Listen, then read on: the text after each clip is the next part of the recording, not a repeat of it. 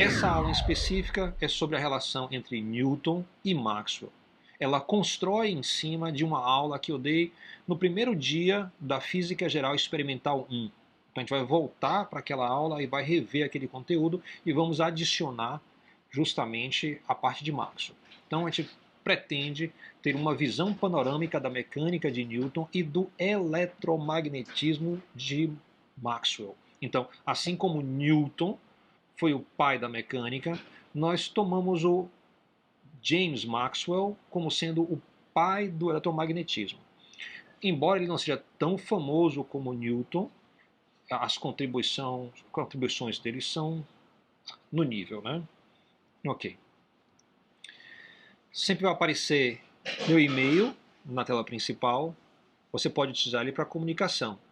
Esse e-mail está vinculado justamente à nossa conta Google. Então, a conta de e-mail da Google, junto com a conta do IFPA, é uma única coisa. Então, tudo vai para o mesmo lugar. Podem mandar e-mails ou tentar responder isso em 1 ou 2 dias. Vai ser nossa forma de comunicação. Nosso plano, já vai começar falando o que é uma teoria. Depois a gente vai falar sobre a mecânica de Newton. E, por fim, sobre o eletromagnetismo de Maxwell. Muito bem, o que é uma teoria? É uma compreensão de uma parte de um todo. Essa é a nossa proposta. Então, o que é uma teoria? Eu não tenho condição de compreender tudo de uma só vez. Então, eu vou escolher uma pequena parte do tudo para eu poder conhecer. Se eu vou conhecer essa pequena parte, eu preciso de uma teoria para poder me situar dentro dela. Então, nessa ideia, nós temos o universo como um todo. Newton olhou para o universo, ou um teórico olha para o universo e fala que parte eu vou estar estudando. Tá? No caso de Newton, quando Newton olha para o universo, a gente tem que lembrar que a visão de Newton do universo é bem diferente da nossa visão hoje em dia. As coisas que nós conseguimos ver, né, são em maior número do que Newton conseguia ver. Newton desenvolveu a primeira luneta, um telescópio entre aspas aí, e ele observou, por exemplo, as luas dos grandes planetas, né, do sistema solar. Hoje em dia nós temos telescópios em órbita, como o Hubble, por exemplo, que permitem a gente olhar tão longe, que a gente acredita estar vendo o início do universo. Então, nós conseguimos ver muito mais, né? Newton via menos do universo. Então, a teoria que Newton vai propor, tá, vai ser justamente para explicar essa parte do universo que ele consegue ver. Qualquer teórico, tá, ele vai pensar, eu vou fazer uma teoria, eu vou pensar a teoria como se fosse um saco onde eu vou colocar objetos dentro, coisas dentro. Essas são as coisas da teoria. Então, a primeira coisa de uma teoria é estabelecer, né, desse todo que é o universo, sobre quais coisas eu vou estar discursando, sobre quais coisas eu vou estar falando. Tá? A gente vai chamar isso de coisas. Depois de você definir o que são as coisas que você vai estudar, a próxima pergunta é como é que essas coisas interagem umas com as outras? E, por fim, pode ser que existam alguns detalhes, né, que a interação em si não dê conta. Então você vai poder adicionar mais alguns detalhes.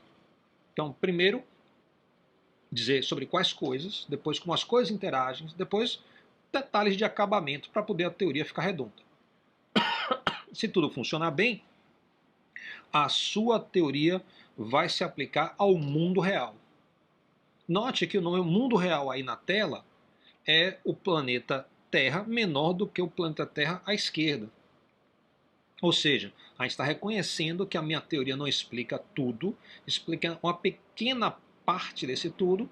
Essas coisas, então, formam um conjunto menor do que o conjunto original. a mecânica de Newton, tá? Então, quais são as leis de Newton? Lembrar que o universo de Newton é justamente, a gente está falando de 1630, mais ou menos 1640, quando ele vai escrever o livro dele, é justamente a era das navegações, né? Tá aí um barquinho ali à esquerda para colocar a gente no modo de pensar da época. Então, naquela época você tinha canhões, né? Batalhas navais, os barcos à vela. Esse tipo de mundo é o mundo em que Newton viveu. Galileu, que foi o cientista, né, o filósofo natural logo anterior a Newton, que vai inspirar Newton em muita coisa, foi mais ou menos 1540, 1550, tá? Então, época quase do descobrimento do Brasil. Muito bem, quais são as leis de Newton? Popularmente, a gente fala que existem 3 leis. A primeira, a lei da inércia. Segunda, a lei da força. Terceira, a lei da ação e da reação. Okay? Só porque a gente tem essa ideia popular, não quer dizer que a gente entendeu essas coisas. Então a gente vai buscar um entendimento mais profundo um pouco. Muito bem, o que é essa lei da inércia? Tá? Lembre que a primeira coisa que um teórico vai fazer vai definir quais são os objetos da minha teoria. Então, essa lei da inércia é justamente a tentativa de Newton em definir os objetos da teoria dele.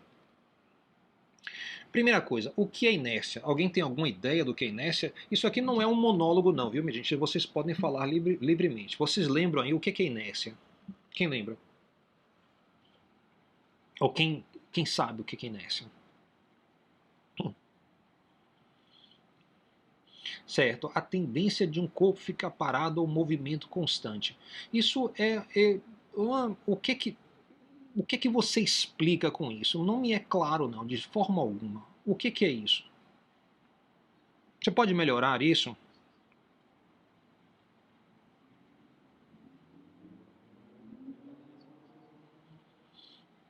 Equilíbrio das forças. Então, equilíbrio das forças leva à inércia, isso quer dizer? Equilíbrio das forças quer dizer que as forças se somam da zero. Eu não sei. Olha, força é na segunda lei. Observe aí, ó, no slide. Força é na segunda lei. Então, eu tenho muita dificuldade em usar força para falar sobre a inércia. Porque a gente não definiu o que é força. Lembre que força é a segunda lei, tá vendo? Então, a gente está na primeira lei, a gente é concentrar na inércia. O que é a inércia? Então, é a tendência de um objeto ficar parado ou em movimento. É isso que você está dizendo? Isso é confuso. Alguém tem uma definição melhor do que inércia? Quais são os objetos da teoria de Newton? Quem lembra? Dê exemplo. Qual é o exemplo de um objeto da teoria de Newton?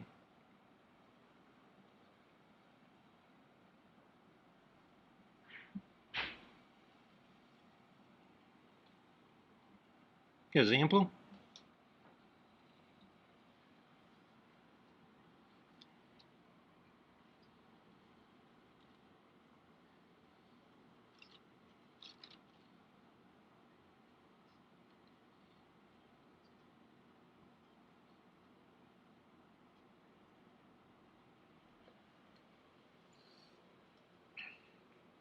Tá. A sua ligação está um pouquinho. Eu acho que entendi. Você voltou à ideia da tendência de um objeto ficar parado ou um objeto ficar em movimento com velocidade constante.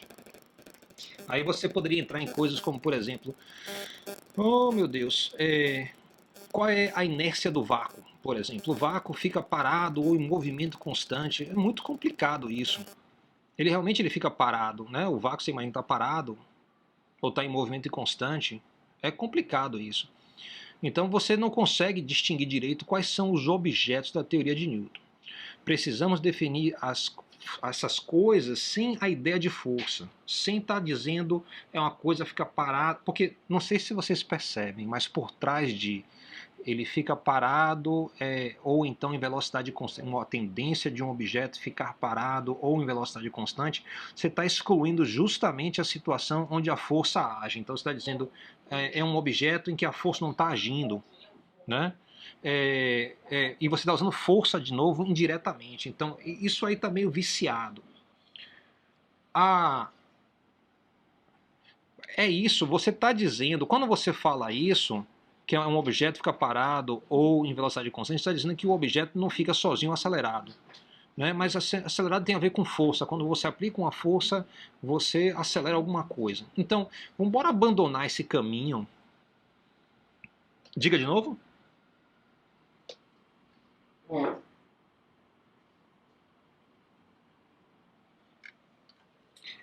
Mas lembre que a gente quer definir as coisas dos quais Newton vai tratar de uma forma bastante simples, sem definir muita coisa. A gente quer da forma mais simples possível, tal que uma criança de 11 anos, de forma descomplicada, entenda essa ideia.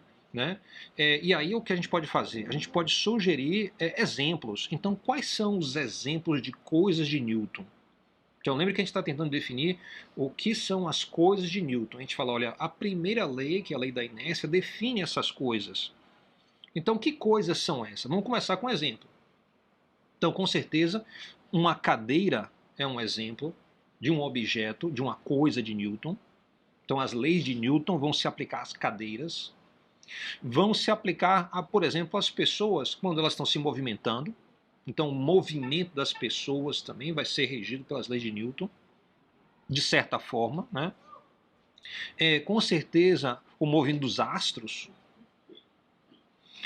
Para a gente, especificamente, bloquinhos sempre foi interessante, porque a física vai começar a puxar e empurrar bloquinhos para lá e para cá. Newton está aplicando isso a quê? Ao mundo dele. Qual é o mundo dele? O mundo das carruagens. Então, o que? Vai ser um cavalo puxando a carruagem. Então, a carruagem é um objeto de Newton. Então, o que é que esses objetos todos têm em comum? O que é que essas coisas têm em comum? Exatamente. Se você lembrar bem, no início do semestre passado, a gente falou o que esses objetos têm em comum é justamente a massa. A massa é a medida da inércia. Então, popularmente, a primeira lei é conhecida como a lei da inércia. Podia ser conhecida como a lei da massa, porque a inércia e a massa é a mesma coisa para a gente. Entendeu? Então, as coisas de Newton são o quê? São os objetos que têm massa. Tá? Então a gente colocou exemplos ano passado, né? Se você pensar assim, eu quero algumas coisas que tenham massa e coisas que não têm massa. Então, exemplos de coisas que têm massa são cadeiras, mesas, lápis, carruagem, pessoas. Quando você pensa nelas como objetos, planetas, né? Em particular para a gente os blocos, né? Porque a gente gosta muito de empurrar os bloquinhos. Coisas sem massa, aí você vai pensar em fantasmas, em vida, por exemplo, a força de vida de uma pessoa, as emoções, a raiva, amor, assim por diante, a informação, o vácuo, o vazio, todos são exemplos de coisas que a gente saiba não tem massa. Então, de fato, já fizeram um experimento de botar uma cama em cima da balança de uma pessoa que já estava no seu último estágio de vida, e as pessoas esperaram para a pessoa morrer para ver se entre vida e morte tem diferença de massa. E nunca se constatou nenhuma diferença. Se você está raivoso, está apaixonado, está com qualquer uma sensação, sua massa não muda. Tá? Então, as coisas de Newton são a da esquerda, a teoria vai tentar explicar isso, e as coisas sem massa estão na direita. Note que eu excluí a questão da atmosfera.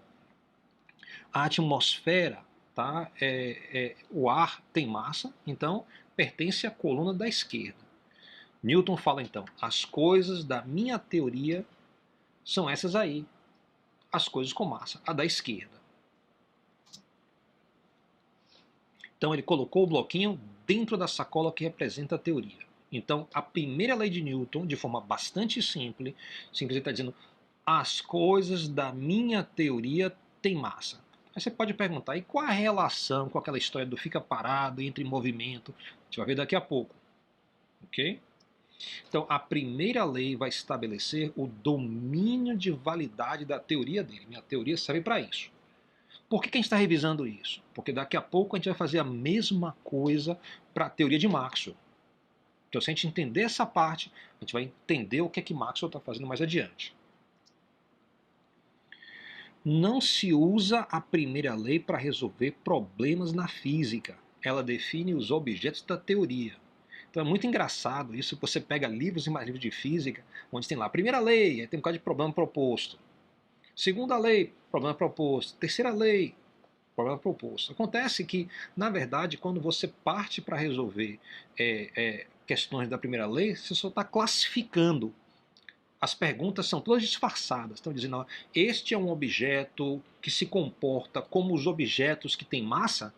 É a única pergunta que é possível para a primeira lei. Quando alguma questão parece ser resolvida pela primeira lei, se você olhar de perto, bem pertinho, verá que a questão é: você sabe como objetos com massa se comportam? Como é que eles se comportam? Objetos que têm massa se comportam da seguinte forma: ficam parados, quando nada, ninguém empurra ele, e fica em velocidade constante quando também ninguém está empurrando ele. São os dois estados possíveis, né? Inclusive isso é mais complicado ainda, porque às vezes o parado parece movimento e o movimento parece parado. Mas esses são os objetos que têm massa. Daqui a pouco a gente fala mais sobre isso. Muito bem, veja aí, ó. Você tem essa situação do parado e em movimento. Vamos detalhar isso. Tem um bloquinho que está com velocidade para a direita. Tem uma mulher ali parada que olha para o bloquinho. Quando ela olha para o bloquinho, fala: rapaz, esse objeto está com velocidade para a direita. Já tem um rapaz aqui em uma canoa que ele está em movimento junto com o bloco. Qual é a opinião dele? Ele olha para o bloco e fala: para mim, esse bloco está parado. Então, ó, os dois têm opiniões diversas. A mulher acha que o bloco está em movimento para a direita, porque ela está parada. O rapaz da canoa pensa que o bloco está parado, porque o bloco se movimenta junto com ele. Isso é conhecido como a relatividade de Galileu. Objetos que têm massa se comportam dessa forma. É assim que eles se comportam. Toda vez que um objeto se comportar assim, você pode dizer: olha, é uma coisa de Newton. E pode dizer também: olha, tem massa, tem inércia. Vamos ver outras situações. Trata-se, portanto, de uma coisa de Newton, esse bloquinho. Vamos olhar, então, o que acontece quando você tem a luz, por exemplo. Tá aí a moça, ela olha para um raio de luz passando. Esse raio de luz anda à velocidade da luz c, 3 vezes 10 oitava metros por segundo. Ela pensa: esse raio de luz está com uma velocidade de 3 vezes 10 oitava metros por segundo. C. O rapaz que está na canoa olha para o mesmo feixe de luz e ele pode fazer qualquer experimento. Mesmo ele estando com a velocidade, ele vai fazer qualquer experimento, vai verificar que a velocidade da luz também é 3 vezes 10 oitava metros por segundo, c. C é o símbolo de 3 vezes 10 oitava metros por segundo, a velocidade da luz na física. Qualquer velocidade que o cara tenha sempre é menor do que c. Mas os dois vão concordar que a velocidade é c. Olhe como isso é diferente do exemplo anterior. No exemplo anterior, os dois discordam. No próximo exemplo, os dois concordam. Obviamente, esse objeto que está aí não é um dos objetos de Newton. Isso é um teste, um excelente teste para você fazer. Na hora que você faz isso, você vai descobrir que a luz não tem massa, a luz não tem inércia. Isso é comprovado pela física. Vamos para outro exemplo, mais criativo. A luz, então, não é uma coisa de Newton, não vai dentro da sacola. E o que aconteceria se os dois estivessem olhando um fantasma? Tá? Então tá lá o fantasma parado, a moça olha o fantasma parado, ela fala: o fantasma está parado. Olha o rapaz aqui, fantasma parado. Os dois concordam. Tá lá o fantasma parado. Acontece que o fantasma consegue fazer isso, consegue desaparecer. Ora, o que é desaparecer? Ele desapareceu daqui e foi para outro lugar. Foi para uma distância muito grande em um tempo muito curto. Então, a impressão que eles têm é que esse objeto tem velocidade infinita. Isso também não é uma coisa de Newton. As velocidades são finitas para as coisas de Newton.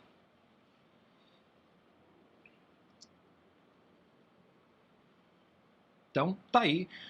Na verdade, a questão do fantasma eu estou mostrando pelo seguinte: a gente sabe que fantasma não existe. Mas o que a ciência pensa de fantasma? Ela elimina usando as leis que tem. Não é que a gente fala assim, a gente tem uma crença que não existem fantasmas. De acordo com o que se descreve do fantasma, não se encaixa na nossa teoria. É assim que a ciência se comporta. Muito bem, vamos à segunda lei. Alguém tem alguma pergunta, alguma dúvida até agora? Alguma contribuição? Ok. Tá. Vamos adiante. A segunda lei de Newton, tá? As coisas e como elas interagem. Agora a gente vai ver como é que uma coisa interage com a outra. Então tá aí uma pessoa, que é um objeto de Newton. Tá aí o bloquinho, que é um objeto de Newton. Note que uma pessoa é um objeto de Newton. Eu estou pensando ele capaz de puxar e empurrar bloquinhos, tá? Ele consegue aplicar uma força. Claro que eu não estou pensando em uma pessoa espiritual, na questão da vida, na questão das reações químicas que tem dentro dele. Não é isso que eu estou pensando. Estou pensando ele em um objeto que tem massa e consegue empurrar outro. Então, ele vai empurrar um bloquinho. O que acontece? O que é que muda quando a pessoa empurra o bloquinho? Tá? Bem, os gregos pensavam o seguinte: óbvio, quando você puxa ou empurra uma coisa, sendo uma coisa que tem massa, ela muda de posição. Estava ali e foi para acolá. Então, ela mudou de posição. Acontece que os gregos estavam errados. Pelo seguinte, eles não conseguiam eliminar a influência do atrito. Então, eles não conseguiam ver além do atrito. Na hora que você desenvolve mecanismos para você diminuir o atrito, qualquer objeto que você puxe ou empurre vai ter a tendência de se movimentar. Então, o Newton fala, o que atrapalhou os gregos foi o atrito. Quando você puxa ou empurra um objeto, você muda a sua velocidade. Então, no momento que tem o contato, observe a necessidade de contato, tá? Ele está empurrando, nesse momento muda a velocidade. Depois disso, a velocidade é constante. Então, no instante que ele empurra, o objeto estava parado, entra em movimento. Se o objeto estivesse em movimento e ele empurrasse, ia mudar a velocidade.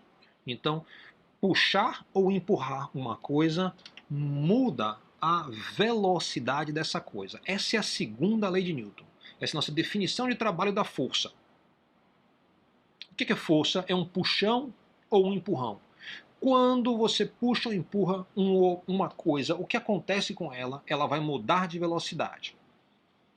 Claro que ela vai parar mais adiante se tiver atrito, mas se não tiver atrito, movimenta-se então a partir daí para sempre.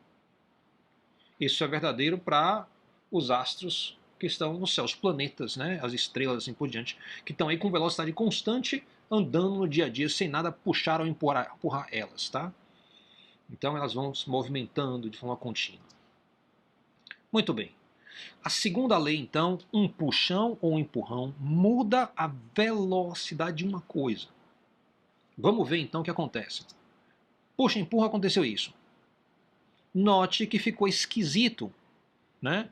Newton diz aí, está parecendo um videogame da década de 80.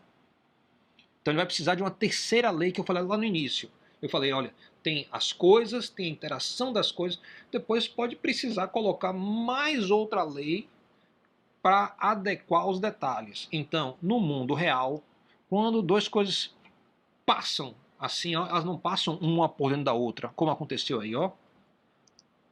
Passou uma por dentro da outra. O que acontece de fato? Vamos ver. Vamos tentar novamente agora com a terceira lei.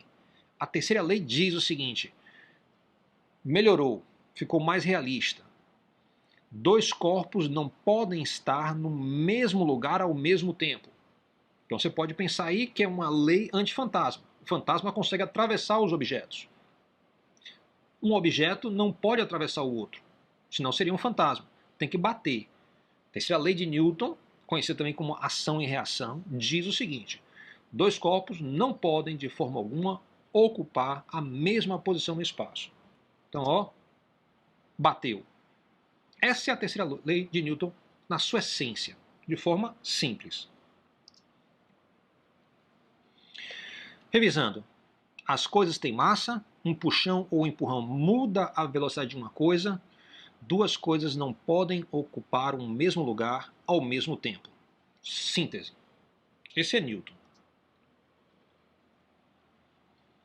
Existem, claro, formas mais sofisticadas de enunciar essas leis, né? Então, você pode pensar em coisa do tipo: todo o corpo continua em seu estado de repouso ou de movimento uniforme em uma linha reta e por aí vai, né? Note aí que aí já falou na primeira lei, falou de forçado, falou de força. Então, essa forma de enunciar, tá, funciona. A primeira lei está descrevendo como é que objetos que têm massa se comportam. Se você procurar ver luz, não se comporta assim. Se você procurar ver qualquer outra coisa que não tenha massa, não se comporta assim. Somente coisas que têm massa se comportam assim. Mas quando você parte para dizer, olha, as coisas têm massa, fica muito claro, todo mundo entende, e você não usou o conceito de força.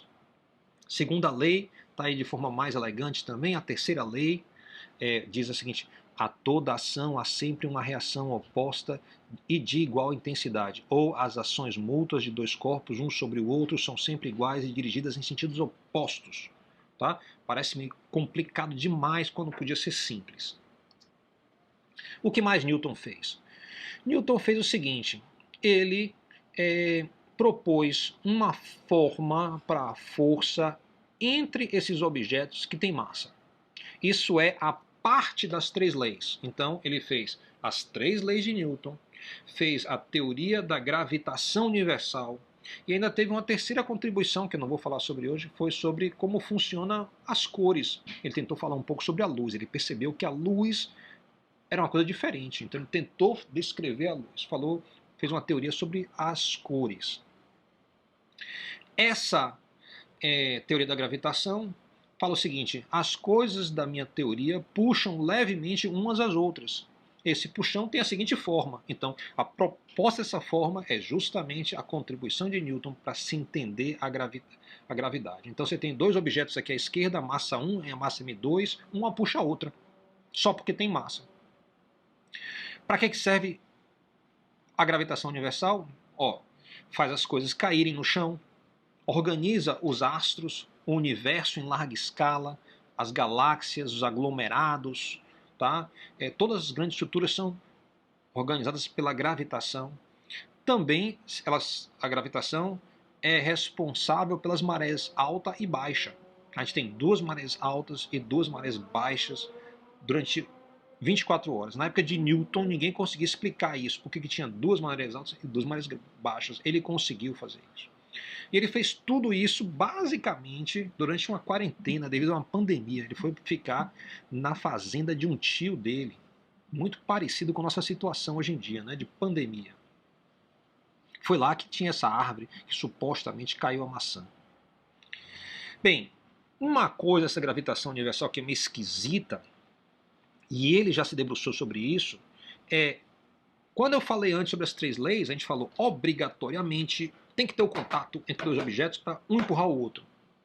E quando você olha, nada que você visse teve contato com a maçã e a maçã cai. A maçã cai sem nada tocar nela. Claro que no início alguma coisa cortou lá o talo, mas depois que cortou o talo, ela caiu, aumentando a sua velocidade. Então isso prova que uma força agiu. Só que essa força é diferente das três leis, né, que ele falou lá, que uma força tem que ser exercida através do contato entre os objetos. Aqui não tem. Ele chamou isso de uma coisa esquisita, de ação à distância, E criticou muito, falou, olha, ninguém vai ter essa ideia aí de ação à distância e achar que isso é uma coisa sensata, isso é uma coisa de maluco. Então, ele não estava confortável com essa ideia da ação através de uma distância. A gente acha isso normal hoje em dia, né? Mas ele achou aquilo muito esquisito. Isso fecha, então, a ideia do que Newton...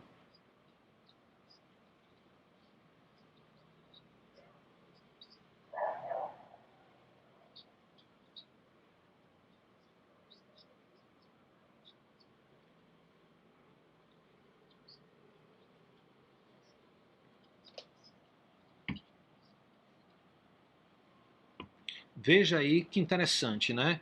Newton percebe que tem muito mais a ser explorado, né, do que ele consegue. Ele fala assim, eu sou como se fosse uma criança, né, na frente de um mar, né, de possibilidades. Teoria de Maxwell, tá? Então, novamente, vamos falar sobre as coisas da teoria de Maxwell, como essas coisas interagem e outros detalhes necessários para a teoria. Claro, Maxwell também olhou o universo, Maxwell também morava na Terra, Maxwell também fez uma teoria que vai colocar os objetos dentro e ele vai aplicar isso no mundo real. O mundo real vai ser um subconjunto do conjunto maior, que é o mundo, o universo. Então ele vai ter algum progresso em relação a Newton. Muito bem. Exemplo de coisa de Maxwell. Tá? Maxwell descobriu logo cedo na carreira dele, na verdade outros descobriram antes de Maxwell, mas ele já sabia disso, que tem certas coisas, tá, que se comportam assim, se coloca duas delas lado a lado e uma empurra a outra. Eu estou olhando aí na primeira fileira que tem dois positivos. Ele rotulou positivo, podia ter colocado P, podia ter colocado qualquer coisa símbolo, mas ele colocou positivos. Então esses objetos que têm cargas positivas se afastam. Se tem cargas negativas, também se afastam. Se tem positivo com negativo, se atraem. Essas são as coisas, inicialmente, de Maxwell. A gente vai examinar essas coisas com mais detalhe. Okay? A gente chama isso, hoje em dia, de carga elétrica. Né? Muito bem. Agora, vamos pensar aí, comparar Newton com Maxwell. Tá? Newton, lá com a mecânica dele, com primeira lei, segunda lei, terceira lei, olha para duas bolinhas que são positivas e vê que uma repele a outra. Aí ele pensa sobre isso. Aí Newton vai chegar a alguma conclusão. Maxwell olha sobre essas bolinhas positivas, vê uma afastar a outra e vai chegar a outras conclusões. Cada um com base no que conhece. Tá? O que é que Newton conhece? Newton conhece a mecânica. Então ele fala, olha, se você tem duas bolinhas que você tem aqui juntas e elas se afastam, tá? Você pode pensar assim, olha, elas estavam paradas antes, entraram em movimento. Então alguma coisa empurrou. Se alguma coisa empurrou, é porque então energia dessa coisa foi transferida para as bolinhas, que elas ganharam velocidade. Então, ó, estavam paradas e entraram em movimento, uma se afastando da outra. De onde estava a energia que agora vejo como cinética? Então ele vai perguntar, onde é que estava essa energia? Claro que Maxwell faz a mesma pergunta. Dois objetos positivos, você coloca um perto do outro, você solta, e os dois se afastam com velocidade cada vez maior. Então você pensa assim, velocidade cada vez maior é energia cinética, essa energia cinética estava guardada em alguma forma potencial. Newton vai fazer a proposta dele, olha, eu acho que tem alguma mola. Com certeza tinha uma mola. Eu não vi a mola direito. Você tinha a mola com duas bolinhas, você soltou, a mola expandiu, porque tinha energia potencial elástica, e empurrou essas bolinhas uma para longe da outra. Eu que não olhei direito, não vi essa mola. Maxwell vai ter uma abordagem bem diferente. Vai falar, olha Newton, por mais que você olhe, por mais que você procure essa mola, você não vai encontrar uma mola como você na mecânica. Não foi desatenção sua. Mas está falando de alguma coisa do nosso universo que tem a ver com essas cargas, que é diferente. Primeira pergunta, isso é ação à distância, né? deve ter algum tipo de mola invisível que guarda energia. Acontece que é muito parecido lá com aquele problema de Newton, quando olhou a gravidade e falou, olha, o que está puxando essa maçã eu não enxergo. Me parece ação à distância. Ação à distância é coisa feia. Não quero pensar sobre isso. Maxwell já diz, olha, tem alguma coisa aqui que guarda essa energia. É ação à distância? Como é que ele sai dizer que é ação à distância? Ele vai dizer, olha, no espaço em torno de uma carga tem alguma coisa que se comporta como se fosse aquela mola de Newton. A gente vai chamar isso de campo elétrico. Tá aí. À esquerda você vai ver uma bolinha azul com positivo e vai ver um bocado de linha. Pense nessas linhas como se fosse uns pedacinhos de fórmica que fossem rígidos, mas que você mexer com elas, elas dobram um pouquinho. Então, se você pegar duas bolinhas com esses pedacinhos de fórmica em torno e trazer uma próxima da outra, vai dobrar a fórmica como a imagem da direita. Se você soltar isso, essas linhas esses pedacinhos de fórmica vão tender a voltar para a posição normal. Então vou empurrar a bolinha uma para longe da outra de novo. Essas linhas preferem ficar retas. É isso que dá origem a essa repulsão. Então, note que Newton deu um olé nessa ideia de ação à distância. Ele falou, olha, para não dizer que é ação à distância, que um está empurrando o outro, feito fantasma, um longe do outro, eu quero correr desse negócio de fantasma, eu vou dizer o seguinte, que tem uma coisa que a gente não enxerga, é como se fossem as molas de Newton, ele vai chamar de campo elétrico. Não é uma coisa de Newton, então não tem massa. Agora, as cargas têm massa. As cargas, essas bolinhas, são como as bolinhas de Newton, só que estão carregadas agora. Tem uma característica diferente. Mas são bolas que têm massa. Agora, o campo elétrico não é uma coisa de Newton. Ele vai dizer, isso é esquisito, isso é diferente, isso não é uma coisa de Newton, não tem massa. O que ele pode guardar? Pode guardar energia. Isso é importante. Chamaremos isso de carga-campo. Então, a gente tem a ideia da carga-campo. É a carga elétrica junto com o campo elétrico. Os dois nascem um com o outro, foram criados juntos e vão morrer juntos. Existe carga sem campo? Não, não existe. Existe campo sem carga? Geralmente não, mas tem uma situação que sim. Tá? Tem campo que descola de carga, a gente vai ver mais adiante. Muito bem, então tem dois tipos, cargas positivas e negativas. As positivas têm essas linhazinhas que se afastam das cargas, as negativas têm essas linhas que convergem para as cargas. Quando você bota duas positivas juntas, elas tendem a se afastar porque você dobrou as molas. Tá? Você dobrou as linhas. Aqui também, na figura do positivo e negativo, à direita no vídeo, tá? Também tem linhas dobradas de uma forma diferente. Essas linhas preferem ficar retas. Como é que elas vão ficar retas? Elas vão ficar retas, a de cima, que está assim, a de baixo, que está assim, vai querer fazer isso assim, ó. E ela consegue fazer isso se ela puxar essas cargas uma para outra. Então, não é muito intuitivo aí, mas se você fizesse, deixasse essas linhas poderem correr livremente, e elas voltarem, se você soltasse essas linhas, iam fazer com que o positivo e o negativo se juntassem. Então, as linhas preferem ficar retas, nesse caso vai dar atração. E essas são as coisas de Newton, ou pelo menos é o início da gente escrever. Olha e compare. Coisas de Newton é massa. Coisas são justamente coisas porque possuem massa. Maxwell está dizendo, algumas coisas têm massa, nem todas. As coisas com massa são as mesmas coisas de Newton. Número de cargas positivas e negativas iguais fazem com que esse objeto fique neutro. Então, por isso que Newton não percebia que existiam cargas na natureza. Mas eu já percebo isso. Você tem um objeto, é uma coisa que tem massa, tem cargas positivas e cargas negativas. Toda carga tem massa e tem campo também. Chamamos isso da carga-campo.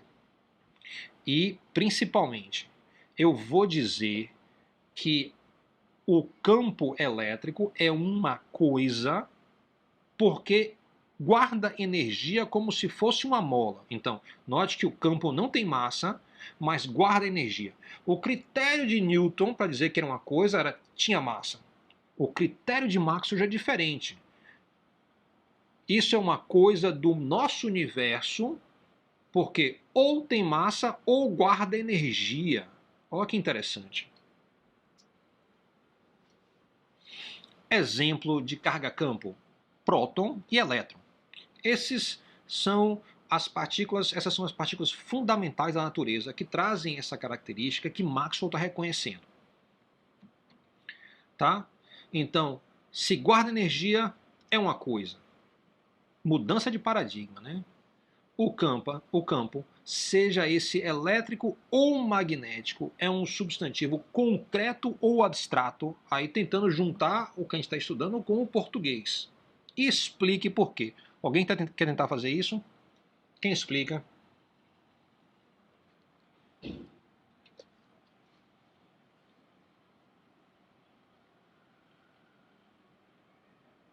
E aí, quem arrisca?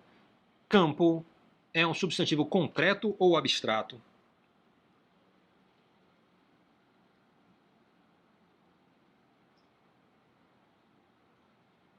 Por que é concreto para você? Porque ele existe. Tá. Tá, eu não sabia responder essa pergunta. Quem arrisca aí? Vai, diga aí.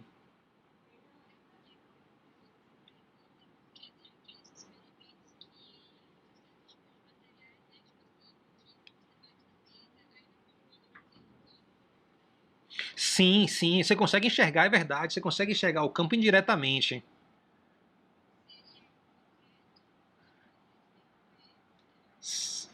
Certo, certo. Então a gente tá tendendo a.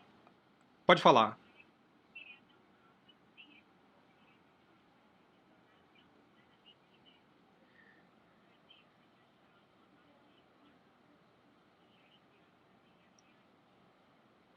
Aí é interessante, você está me dizendo o seguinte, que a única forma de eu perceber o campo é indiretamente. Aí como é que eu digo se ele existe ou não existe, se ele é um substantivo concreto ou abstrato? É isso que está me dizendo, não é isso?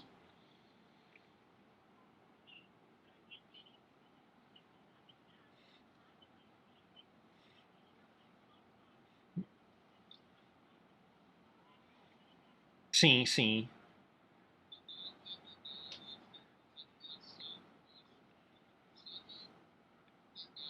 Entendi, entendi. Então a gente tem duas posições aí bem diferentes, tá? Vamos embora avançar um pouquinho, ver o que a gente encontra aqui. Ó, eu fui no brainly.com.br, que é o repositório de questões resolvidas de física, de português, de história, de todo tipo de coisa, tá? Então, eu fui lá e encontrei fantasma é um substantivo concreto ou abstrato. Imagine! Fantasma é um substantivo concreto ou abstrato? Essa é a pergunta que colocaram lá. E como o Brainly sabe de tudo, né? Bora ver a resposta. Fantasma é um substantivo concreto porque nomeia um ser de existência independente, seja imaginário ou real. Então, se ele é um ser com existência independente, seja imaginário ou real, ele é um substantivo concreto. Olha que interessante. A gente acha que uma coisa, mesmo imaginária, é um substantivo concreto. Eu não sabia disso. Né?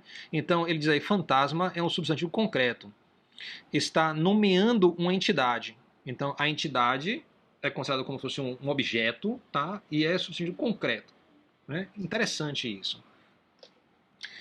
Antes de Maxwell, o campo é um substantivo concreto, tipo fantasma. Depois de Maxwell, o campo é um substantivo concreto, tipo cadeira. Olha a diferença. Então, antes de Maxwell, era um tipo, uma coisa imaginária que se dava nome a ela. Depois de Maxwell, Maxwell fala: não, isso é um objeto, como se fosse uma cadeira do nosso universo. Aí você tem que mudar o jeito de você pensar, tem que reprogramar, porque na infância também a gente desenvolveu esse preconceito aí. Você tem que pensar: o meu universo, o universo no qual eu moro, no qual eu existo, tem esses objetos que só podem ser percebidos de forma indireta, mas que guardam energia. Então, por isso, ele vai ser um substantivo concreto tipo cadeira e não um concreto tipo fantasma de um ser imaginário.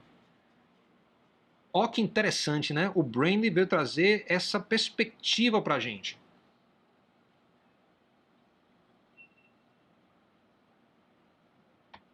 Vamos lá. Ok, a gente já passou essa parte. Muito bem.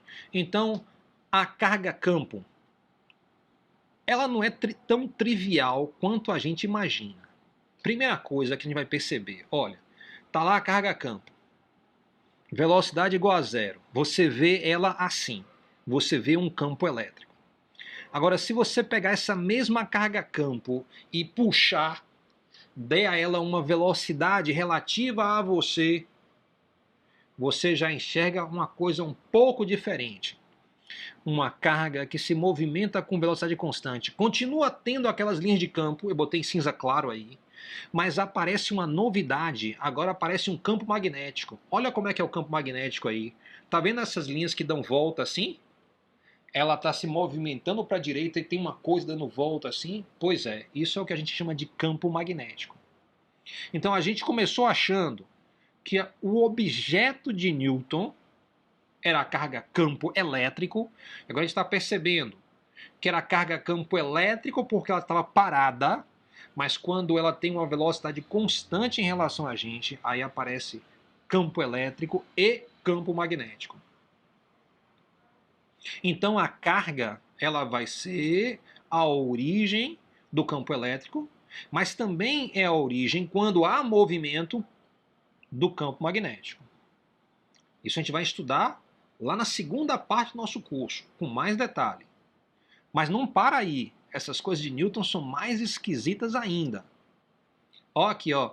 Se você pega uma dessas cargas campos e começa a movimentar ela, não de velocidade constante, mas com a velocidade que mude. Quando a velocidade muda, o que é que você tá vendo aí? Tem aceleração, né? Muda a velocidade porque tem aceleração. Ou seja, você tem uma carga, você está aplicando uma força. Eu vou fazer aqui um movimento periódico. Olha o que acontece com o campo elétrico. Tá aí a carga, ela vai começar a se movimentar para cima, para baixo, para cima, para baixo.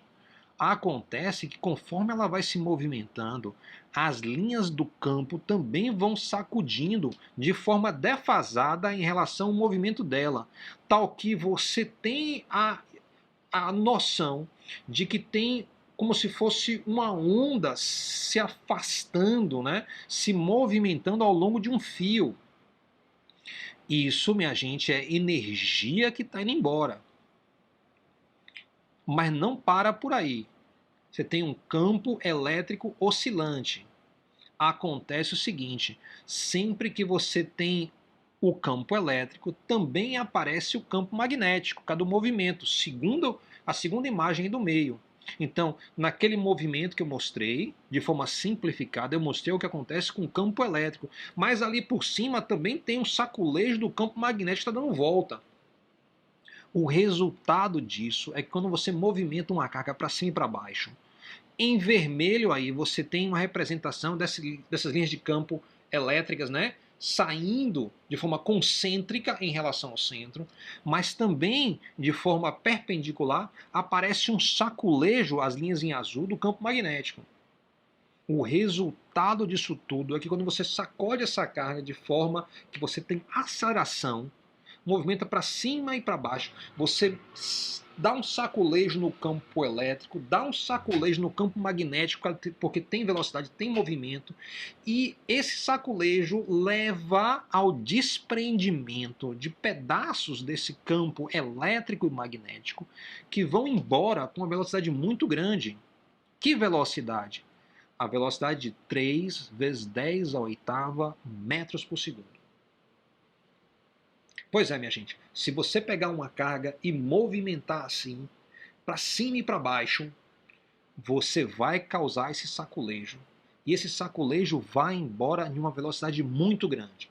Se você prestou atenção naquele slide lá de Einstein, você vai descobrir o seguinte: 3 vezes 10 oitava metros por segundo, na física chama c. E é a velocidade da luz. E a gente só conhece uma única coisa que tem essa velocidade, é a luz. Então Maxwell foi o primeiro ser humano a perceber que uma carga elétrica oscilante é capaz de irradiar luz ou radiação eletromagnética, pensando aí em um espectro mais amplo. Onde é que você vê isso? Se você fizer esse experimento, você consegue ter noção direta disso. Se você tiver um rádio em casa, daqueles antigos, que não é digital, que você roda o dial até achar a estação. Se você botar entre duas estações, você vai perceber um chiado. Deixa nessa estação, ó, entre duas estações, deixa lá fazendo um chiado. Deixa ele ali. Vai para outro cômodo, pega um bom martelo e dá uma pancada no chão, para não quebrar o chão de casa. Pega uma pedra, se for o caso. Bate na pedra, bate em qualquer coisa. Quando você bater, acontece que a cabeça do martelo tem cargas elétricas. A gente não falou que tem cargas elétricas negativas e positivas em toda a matéria? Pois é, ali tem cargas elétricas. Na hora que você bate ali, o martelo desacelera abruptamente. Então você vai ouvir o som da pancada. Você vai sentir a pancada, vai ouvir o som da pancada. Pá! Mas você vai ouvir uma outra coisa.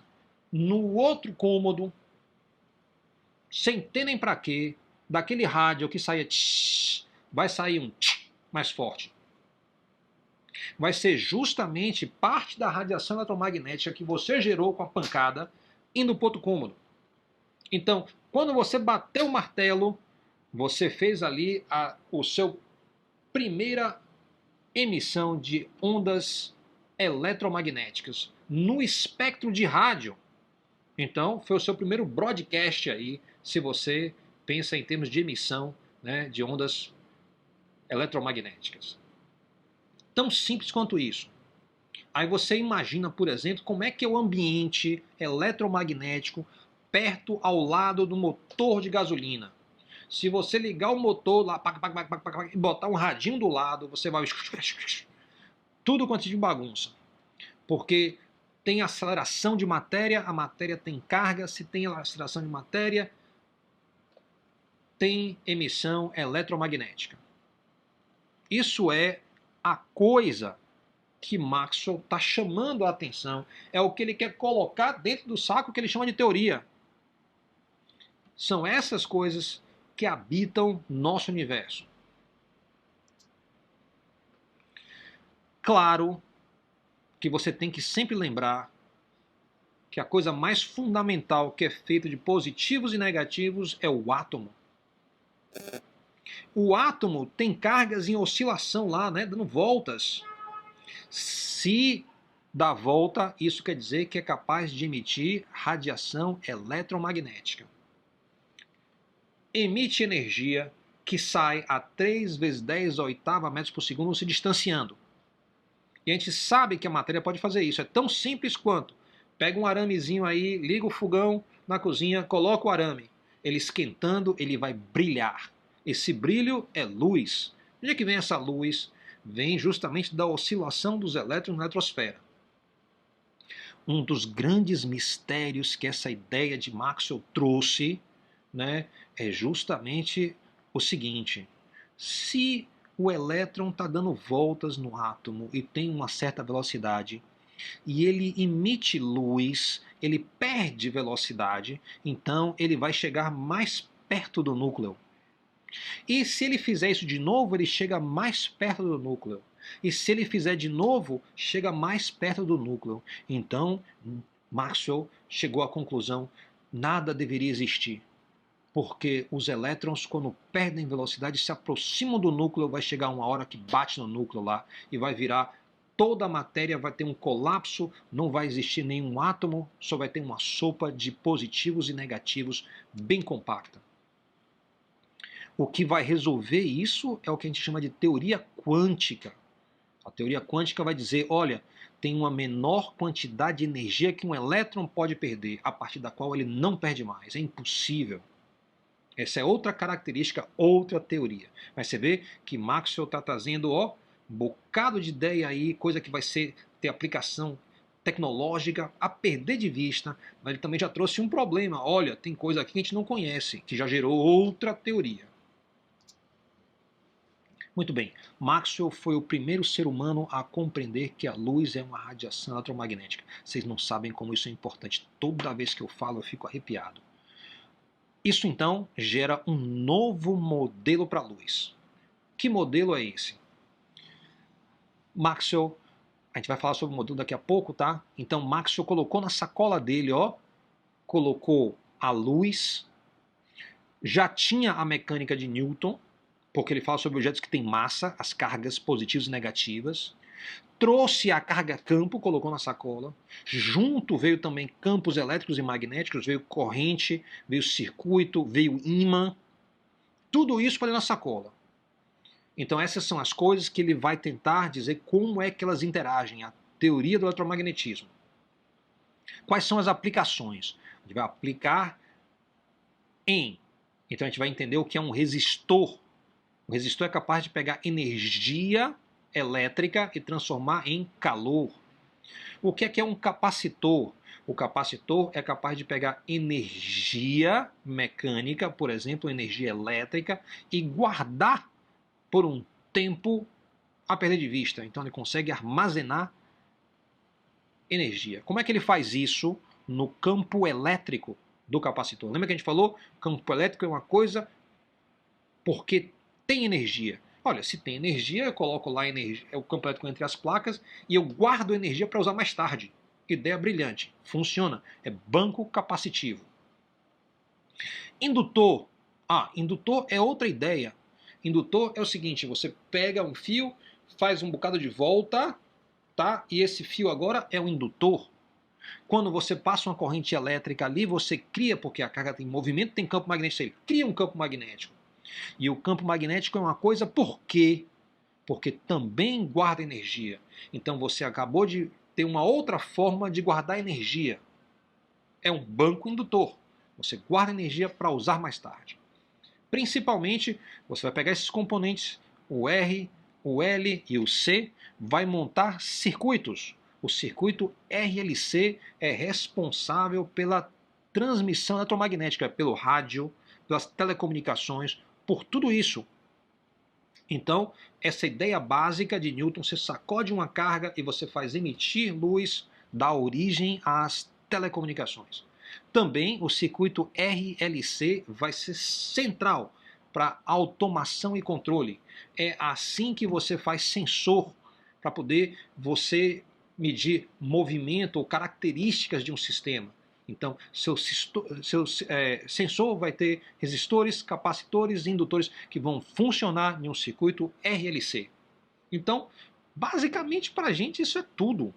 O nosso mundo tecnológico, tá, vai vir justamente, principalmente, da teoria de Maxwell. Nós temos muito pouca coisa ainda, tá, no nosso mundo tecnológico que vem de outras fontes, como por exemplo a teoria quântica. Temos quase nada que vem da teoria quântica. Poucas coisas começam a surgir aos pouquinhos. Entre elas, o microscópio de tunelamento eletrônico, tá? Alguns computadores que usam, em vez de elétrons para fazer conta, que são regidos pela teoria de Maxwell, né? Usam emaranhamento quântico. Isso é novidade, tá? Mas isso começa a caminhar agora.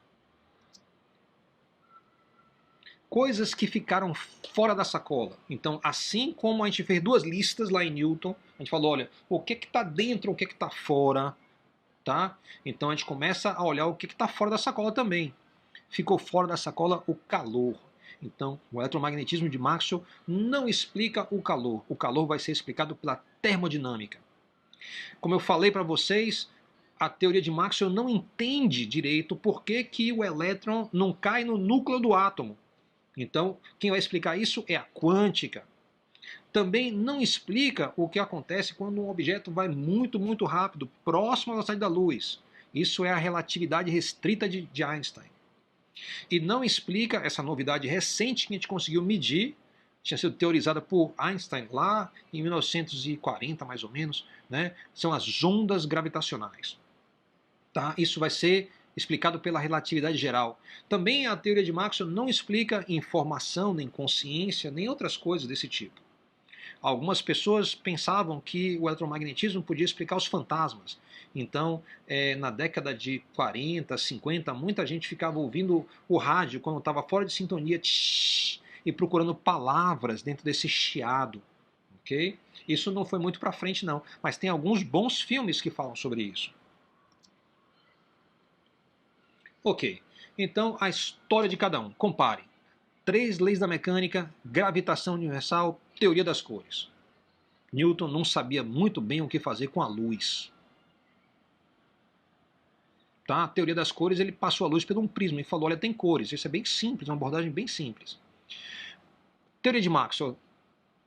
Exatamente, ele usa a refração de um prisma para decompor a luz. Isso foi, ele faz um disco também. Ele faz um disco com cores que você roda e você vê branco. Então ele fala que a combinação de todas as cores dá branco.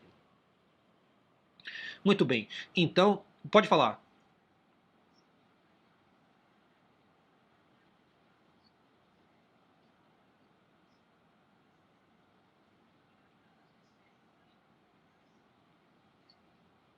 É, aí tem a questão do que você está falando. Então a gente está pensando em uma superfície refletir luz e aí você enxergar a cor. Né?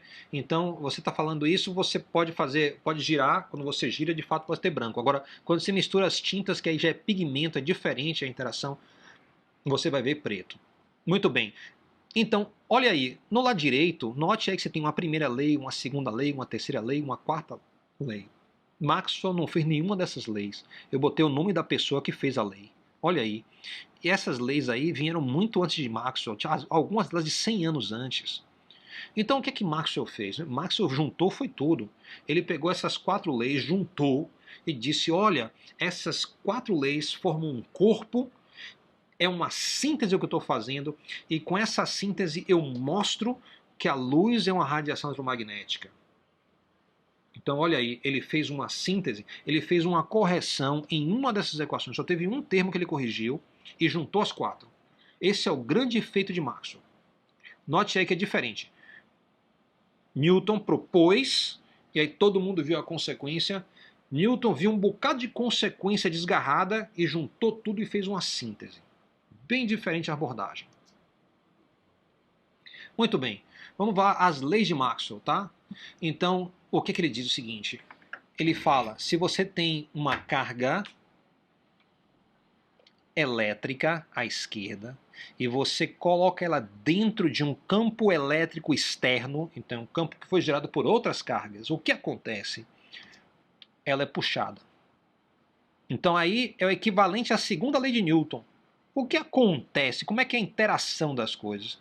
A interação é essa, pegue uma carga elétrica, bote dentro de um campo elétrico externo e ela vai ser puxada para a direita. O que mais ele tem de interação? Ele vai o seguinte, olha, pegue uma carga, olha a direita aí, tá vendo? Seta verde é velocidade, dê a ela velocidade e ela, em vez de seguir em linha reta, ela vai fazer uma curva se tiver dentro de um campo magnético. Então você vai estar vendo aí como é que uma carga que tem massa interage com o campo magnético. Então o que acontece, ó, eu tenho aí a legenda, ó, em cima, cruzinha quer dizer entrando na página, bolinha quer dizer saindo. Então nesta região tem um campo elétrico entrando um campo magnético entrando na tela do computador. E essa carga tem velocidade para a direita. Olha o que acontece, ela faz uma curvinha, tá vendo? Uma leve curva.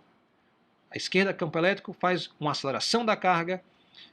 A direita, o campo magnético, faz uma deflexão da carga. Essas são as duas coisas aí. Isso vai ser o quê? O equivalente lá à lei de Newton de força igual a massa vezes aceleração. Ele está dizendo, olha, a massa vai ter seu movimento alterado desta forma. As cargas em movimento formam correntes elétricas que possuem campos elétricos e magnéticos próprios. A gente vai ver isso durante o curso. Muito bem, e a luz? O que é a luz? A gente mostrou esse desenho antes, vamos entender ele um pouquinho. É o seguinte, eu tenho uma carga aqui à direita, eu movimento ela para cima e para baixo. Tá? Eu faço sacudir campo elétrico em vermelho e campo magnético em azul. Isso vai se movimentando para a esquerda a velocidade da luz. Vai passar onde tem uma segunda carga. Então, à direita eu vou dizer, essa é uma carga campo fonte. À esquerda eu vou ter uma carga campo teste. Lembra aquela ideia que eu só consigo ver campos elétricos e magnéticos indiretamente? Pois é, aparece então o conceito da carga campo teste. Na esquerda, então, essa bolinha vai fazer círculos. Então, ó, você sacode a de cá, faz um movimento circular. É assim que você faz transmissões eletromagnéticas.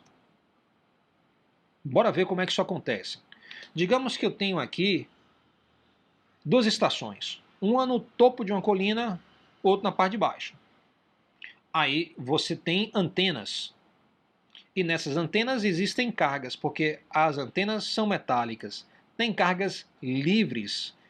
Todo metal tem cargas livres, os elétrons estão fracamente presos aos núcleos, eles se movimentam como se fosse uma nuvem de cargas se movimentando para lá e para cá. Quando você movimenta isso, você vai movimentar os campos elétricos e magnéticos, que vai movimentar as cargas da outra antena no outro lado do vale. Então, movimento para cima e para baixo, movimenta, saculeja o campo. Esse campo, o saculejo no campo se propaga à velocidade da luz, que quando passa na segunda estação, puxa e abaixa a segunda carga. Então, isso aí foi o meu resumo do eletromagnetismo. Tá? Outros detalhes. Bem, toda variação no campo elétrico causa uma variação no campo magnético e vice-versa. Isso aí está dentro da teoria de Maxwell. Observe o seguinte, isso aqui é muito interessante. Vamos olhar aquele objeto de Maxwell, a carga campo. A gente falou que a carga campo tem campo elétrico, as linhazinhas aí que estão saindo da carga, e campo magnético, as linhas mais escuras estão dando volta. Imagine que essa carga tem uma velocidade constante para a direita. Olha a moça aí na esquerda, ela está parada em relação à carga. Quando ela está parada, o que ela vai enxergar? Ela vai enxergar campo elétrico e campo magnético. Lembra que a gente falou, campo magnético só aparece quando a carga tem velocidade constante. Se ela está parada, você tem só campo elétrico. Então, o rapaz aqui que está na canoa, que se desloca à mesma velocidade da carga, quando ele olha para a carga, ele só vê campo elétrico.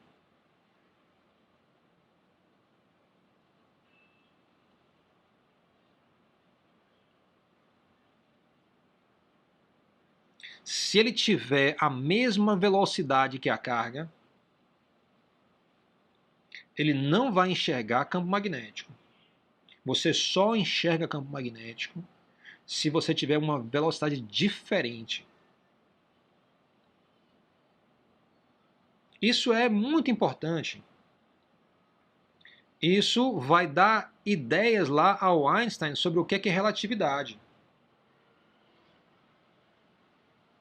E é uma coisa que a gente tem que considerar. Quando a gente estiver estudando o material, a gente vai dividir essas coisas em partes, tal que às vezes você não vai perceber isso. Então a gente está falando hoje na primeira aula para você ter atenção durante o curso. Pode dizer. Quem falou? Oi, Juliana.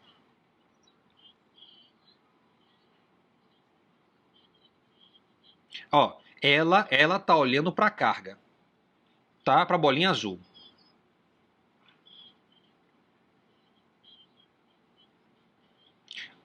Ó o que está acontecendo aqui. Só tem uma única carga, que é azul, que está bem no centro da tela, aqui no centro, tá? Então, os dois estão olhando esse objeto. Esse objeto, ele está indo para a direita, com uma velocidade constante. Ela está parada. O balãozinho que aparece não é a carga dela. É o que ela está enxergando, como é que ela está vendo o mundo. Como essa carga é elétrica, ela está vendo as linhas de campo elétricas. Como essa carga também está em movimento em relação a ela, ela enxerga linhas de campo magnético. Então ela vai ver uma característica elétrica da carga e vai ver uma característica magnética da carga. Já o rapazinho aqui, que está em movimento em relação a essa carga, tá? Aí ele vai olhar para essa carga e vai dizer, olha, eu vejo a característica elétrica dela, mas não vejo nenhuma característica magnética dela. Claro que se essa moça tivesse na mão dela uma carga, né, e esse rapaz estivesse em deslocamento, ele ia ver ela se afastando dele. Então, como você está chamando atenção, ele veria a característica elétrica e magnética de uma carga que estivesse na mão dela, mesmo ela estando parada no referencial da moça. Aí que você começa a ver como o referencial é importante. Há alguma pergunta aí?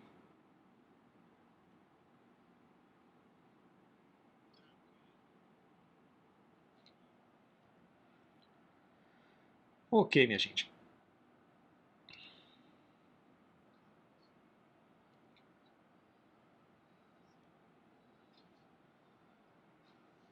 Quando há uma velocidade relativa entre observador e carga. Se os dois tiverem a mesma velocidade, não vai se conseguir ver a componente magnética. Então, se você enxerga mais campo elétrico ou mais campo magnético, vai depender do seu movimento relativo à carga. Pode falar.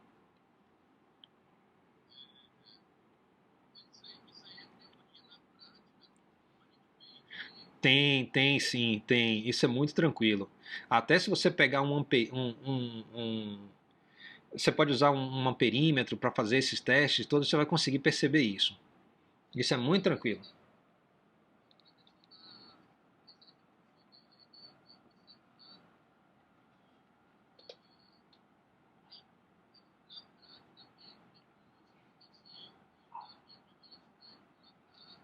Olha, boa pergunta. É o que eu estou dizendo é o seguinte, dá para perceber sim, pelo seguinte, a velocidade de uma carga em um fio de um circuito é na ordem de milímetros a cada dia. Então a gente facilmente consegue essa velocidade. Então, embora a gente ache que a carga elétrica no fio vai a uma velocidade estúpida, isso não é verdade. Ela vai bem devagarzinho. A velocidade de deriva que a gente chama, que a gente vai calcular nesse curso, vai ser de milímetros a cada dia. Então dá para fazer experimentos e perceber isso mesmo. Você dá para pedir campo magnético, depois o campo magnético some, você só vê componente elétrica, dá para fazer. É. Eu espero. Aí que tá. Isso aqui tudo deveria ser muito óbvio para vocês que já viram eletricidade e magnetismo lá no segundo grau. Mas essa narrativa acaba tão escondida em cima, debaixo das complicações matemáticas e os problemas, né, que você fica distante disso.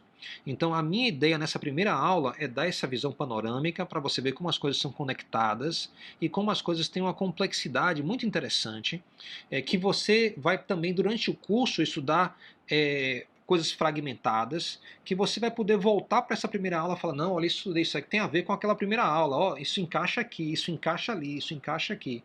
E aí a gente vai andando e vai percebendo como é que as coisas vão se encaixando. Aí isso é muito bonito. Ok, então, é,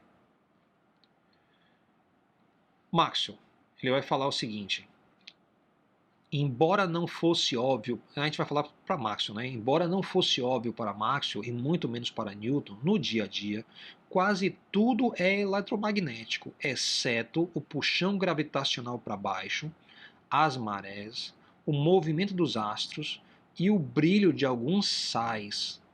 Então, no nosso dia a dia, embora não seja óbvio até hoje, até para a gente, o nosso dia a dia ele é essencialmente eletromagnético, por natureza. Aí você fala, como é que isso é possível se não toma um choque com as coisas? Pelo seguinte detalhe, tudo é feito de átomos. E os átomos são elétrons e prótons, então tem uma interação eletromagnética. O atrito é uma interação eletromagnética entre as eletrosferas de superfícies diferentes. Então, vai ser o efeito Van der Waals, que você vê na química. Tem gente que já viu isso na química. Então, a gente, como pessoa, nós somos eletromagnéticos, nós somos reações químicas. Então, quando a gente fala assim, olha, a gente recebeu alimento, o alimento tem energia, essa energia veio de onde? Veio do Sol. O Sol irradiou digamos, capim, por exemplo, que depois foi comido por uma vaca.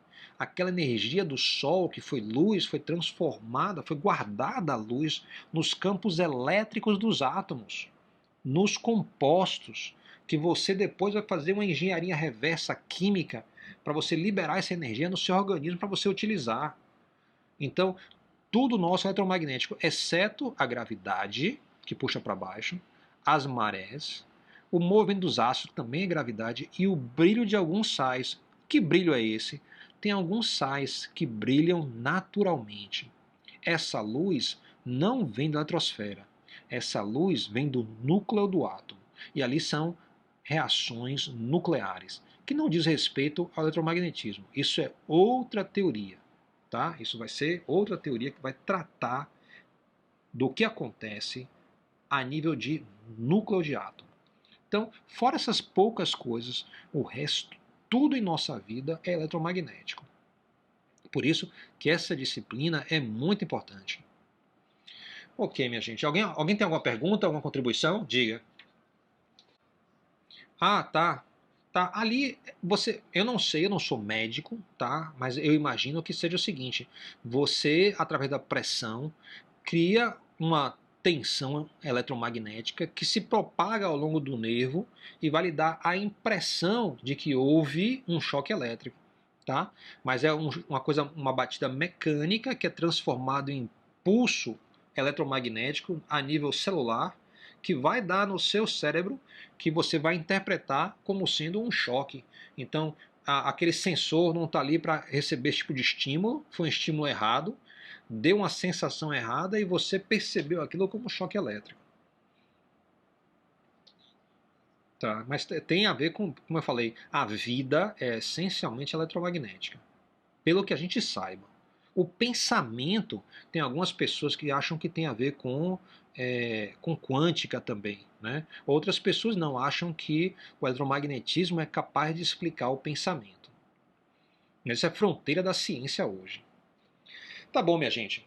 Então a gente vai encerrar por aqui e diga se quem tiver perguntas, tá? Pode fazer as perguntas. Eu fiz a chamada aqui, acho que foi Bárbara, a única que não estava na hora, já coloquei aqui como presente. Mais alguém chegou aí de última hora? Kaique, ou Roger, ou Veron. Tá, diga a sua pergunta, pode falar. Sim, isso. Eu vou falar tudo isso amanhã. A aula de amanhã é dedicada só para isso. Tá? Então, a gente vai falar a questão de nota, a questão de como é que vai ser a avaliação, como é que vai ser tudo isso. E qual a bibliografia, qual é a minha recomendação de estudo, estratégia. Beleza? Tá bom, minha gente. Ok. Se alguém tiver mais alguma dúvida, pode trazer no início da aula da manhã também, viu? Agora a gente vai querer reassistir essa aula. Eu vou parar a gravação agora.